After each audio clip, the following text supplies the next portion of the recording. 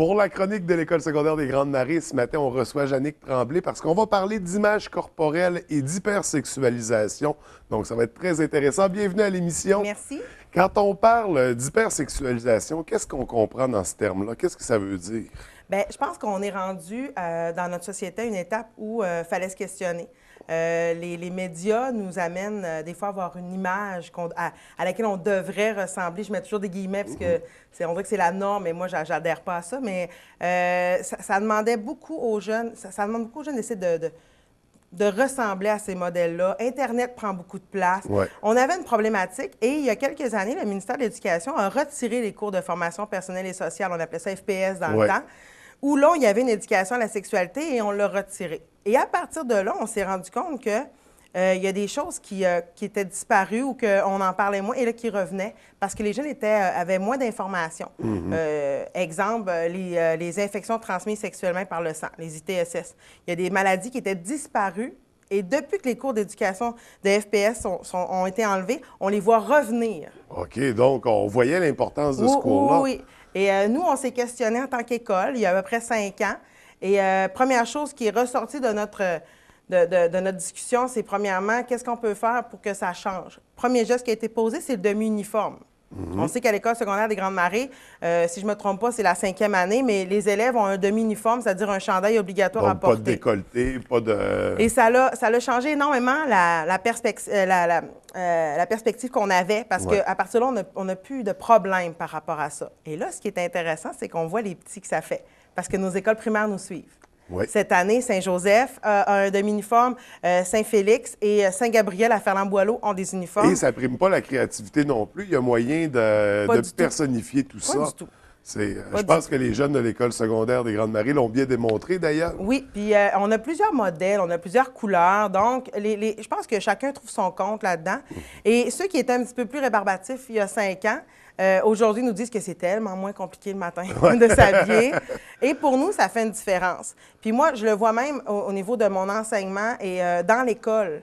Il y a quelques années, j'ai dû m'en aller à Chicoutimi pour une année. Et il n'y a pas de uniforme à Chicoutimi. Et effectivement, on voit déjà. J'ai vu réapparaître les décolletés, j'ai vu réapparaître et le côté sexualisé là, au quotidien, tout le temps, on l'a vu réapparaître. Pas toujours propices pour les études, effectivement. disons, qui inspirent autre chose. Oui. Et c'est ce qu'on ne veut pas nécessairement dans nos écoles non plus, parce que c'est des milieux d'apprentissage. Puis justement, aujourd'hui, avec les vidéoclips, tout ça, on a toujours un peu connu ça. Mais maintenant, il y a des outils, Internet, les réseaux sociaux. Il y a des sites aussi qui, normalement, seraient pour adultes, qui sont très faciles d'accès. On vous demande juste de savoir si vous avez 18 ans. Oui, c'est facile de cocher oui. Là, oui. Il n'y a personne qui vient valider. Exactement. Qu'est-ce que ça va entraîner comme phénomène dans les écoles, cette accessibilité-là à la sexualité? Moi, je dis toujours aux élèves, Internet, ça a 50 de positif, 50 de négatif. Oui, on a besoin d'une information, rapidement, on est capable de l'avoir, c'est accessible. Par contre, il y a de la désinformation. Et au niveau de la sexualité, on est ailleurs. On montre des choses que c'est pas la réalité. Non, c'est pas la vraie vie. Ce n'est pas la vraie vie, ce n'est pas la réalité. Et moi, dans les ateliers à lesquels je vais donner, parce que chaque élève de l'école a des ateliers, et Sexe et Internet revient à chaque année, mais sous différentes formes, tout dépendant de l'âge, il est adapté. Et de faire prendre conscience aux jeunes qu'Internet, quand on place quelque chose sur Internet, ça ne nous appartient plus. Et que ça appartient au cyberespace et que tout le monde peut s'en servir. Oh, puis il y en a que ça allume des petites lumières, là. Puis les adolescents, puis je pense qu'on était tous comme ça, on est beaucoup dans le moment présent. Donc, maintenant, c'est pas grave. Demain, je le sais pas. Puis on se préoccupe pas de demain. Et moi, je leur fais prendre conscience que demain, donc à court, moyen, long terme, ça se peut qu'il y ait des conséquences sur une photo qu'on a placée sur Internet. Et avec l'avenue de Facebook, qui est super pour retrouver des gens puis garder contact, mais il y en a qui mettent n'importe quoi sur Facebook et ne se protègent pas, ils se placent en danger constamment. Et moi, je les amène à des fois prendre conscience de tout ça et faire un petit ménage. Bien, justement, parce qu'on en parlait beaucoup dernièrement dans les médias, les adolescents, les adolescentes qui partagent des photos d'eux-mêmes dans des contextes assez explicites. Effectivement. Puis une fois que c'est sur Internet, on le disait, dans le cyberespace, ça appartient au cyberespace. Exactement. Tout le monde peut s'en servir. Donc, est-ce que vous, c'est ça, les ateliers que vous offrez, vous abordez ce genre de sujet-là, de thématiques-là? Oui. Mais pour le parent, est-ce qu'il y a des outils pour les parents? On a déjà formé les parents. On a déjà offert avec la sexologue avec qui on faisait affaire au début du projet. On a offert des ateliers aux parents du premier cycle, secondaire 1, secondaire 2. Il y a quelques parents qui sont venus, qui sont venus poser des questions, mais on voyait qu'à chaque atelier, il y avait de moins en moins. Mais je comprends très bien, on a nos vies, on a 40 heures semaine, aller à l'école le soir pour avoir un atelier de... Je pense que c'est plus une question de temps et de logistique.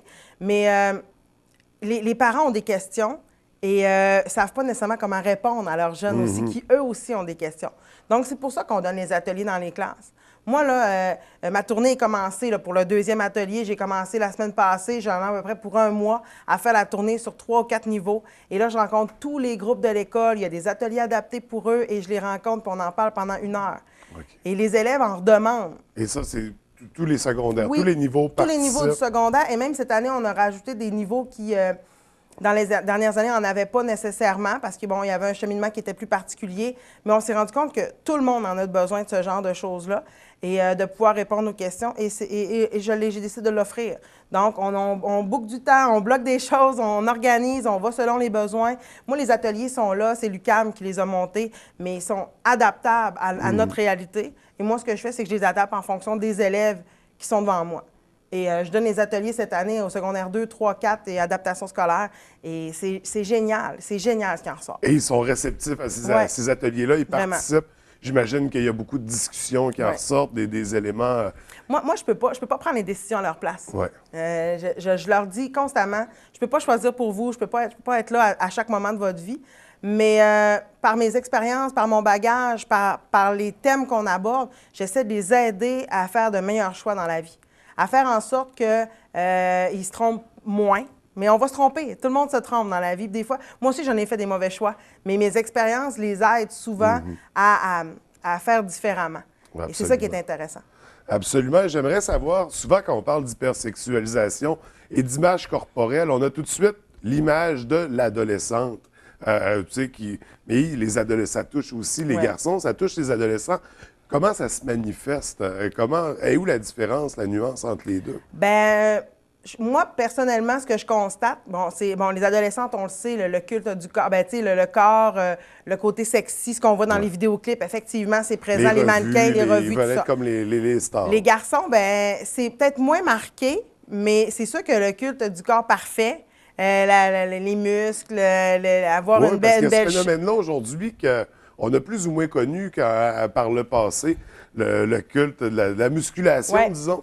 Est-ce que, donc, ça fait partie de l'image corporelle, c'est ce qu'ils voient dans les réseaux sociaux? Puis moi, je travaille hyper fort avec mes élèves parce que moi, j'enseigne l'éthique et culture religieuse. Donc, on s'entend que des discussions, on en fait, l'image corporelle, l'estime de ça, pour moi, ça fait partie des choses que j'aborde constamment avec mes élèves. Et je les amène à voir ça autrement. Je les amène à s'accepter comme ils sont, à avoir la... De toute façon, quand on connaît le milieu de la mode ou quoi que ce soit, on se rend compte que Photoshop est devenu un outil très, très, très utilisé.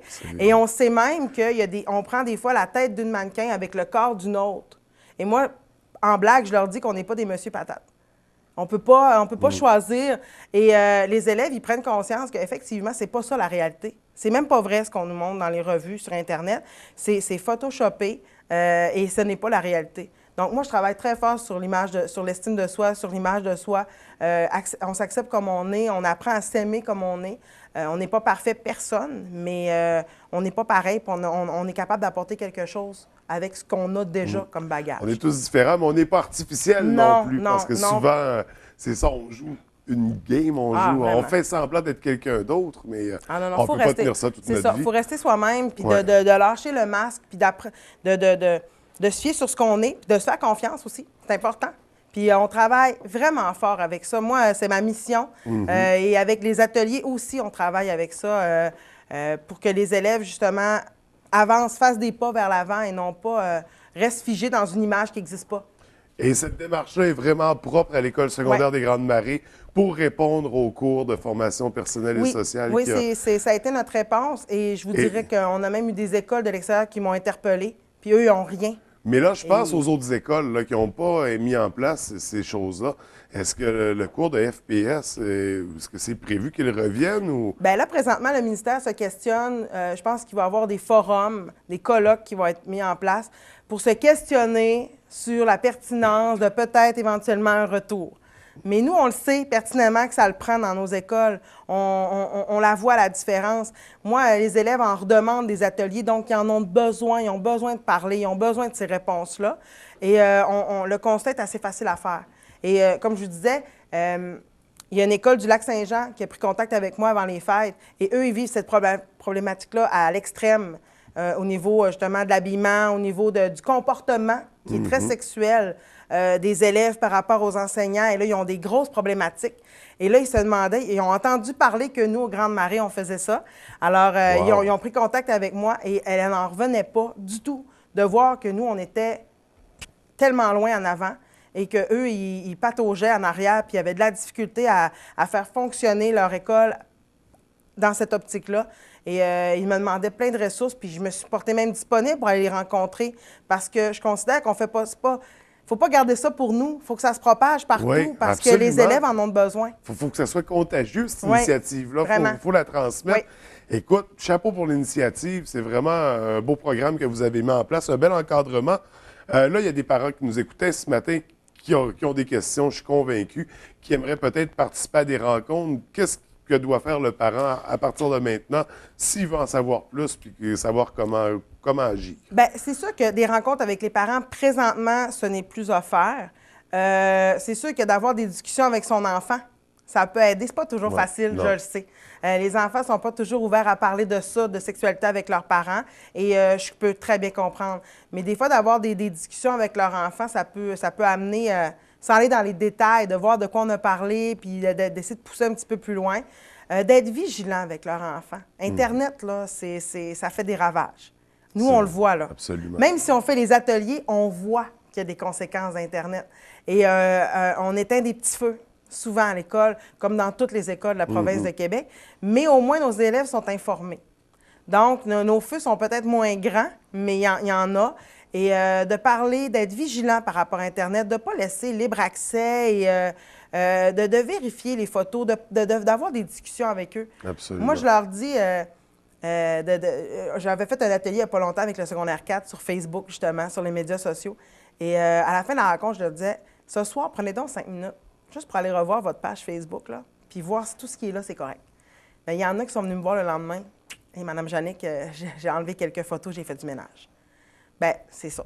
C'est de l'éducation aux médias en même temps, ça. C'est vraiment très intéressant. Écoute, encore une fois, félicitations pour ce que vous avez mis en place à l'école secondaire.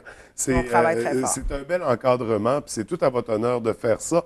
Merci d'avoir pris le temps de nous en parler, de nous le présenter. Je te souhaite une belle journée, puis au plaisir de se revoir. Merci beaucoup. Merci. Bonne journée.